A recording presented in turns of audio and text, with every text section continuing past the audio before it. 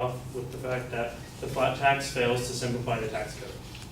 The tax code as it stands has over 1,000 pages, but all of that is not about how much you should tax, it's about what determines your taxable income.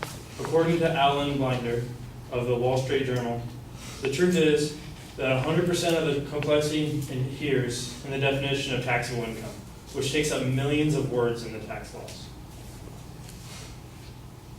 So by changing the tax code to have a flat tax, you're only changing one very small section of the tax code, which does not does not make the tax code more simple.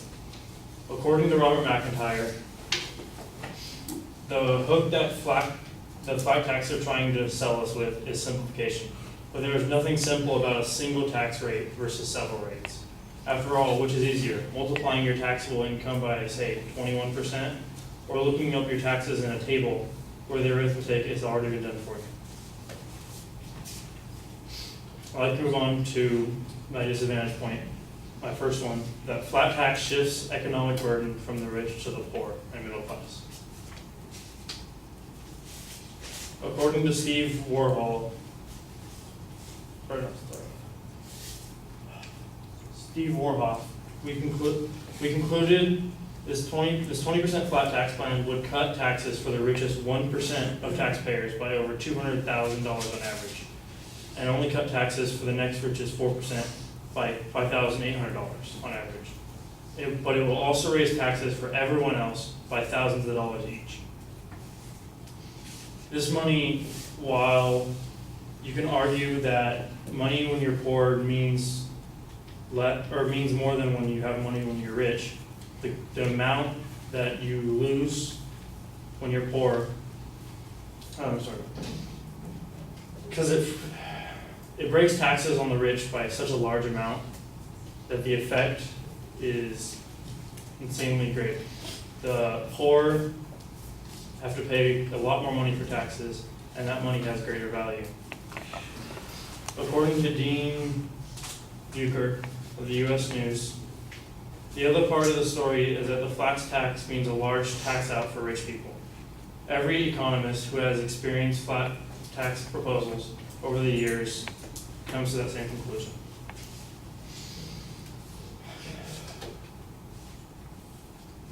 Also, according to Robert Frank of the New York Times, as documented by a recent Congressional Budget Office study, the top 1% earned 275% more in 2007 than in 1979, while the earnings of middle-income households grew by less than 40%. A flat tax would increase the inequality by substantially reducing the rate on the most prosperous households while increasing them on low and middle income households. I'd like to move on to my second point, that the flat tax removes deductions that provide social benefits. My first point is about charity. So according to The Economist, in 2007 survey, 7% of high net worth families said they would dramatically decrease their giving, and a further 39.6% would somewhat decrease their giving if changes in rules on exemption put up their tax price on donations.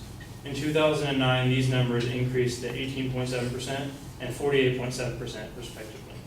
So because of these because of these tax changes on deductions, they stop giving money to charity because they don't see any value in it. They end up losing more money and they don't get anything from it.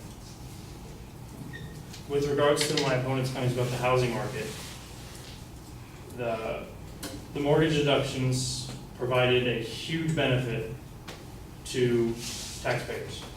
In 2011, the mortgage deductions accounted for $99.8 billion in deductions. And would-be buyers would be more scared to buy houses if they couldn't receive these benefits. My opponents also claimed that in Canada, the housing markets are similar to ours. While that is true, and they do not receive benefits on mortgage, according to Aiton McIntyre, houses in Canada, or the interest on a mortgage for a principal private residence in Canada is not tax deductible. However, no taxes are payable on any capital gains upon selling the house. So because there's capital gains tax on the rest of the market, housing becomes a great investment in Canada.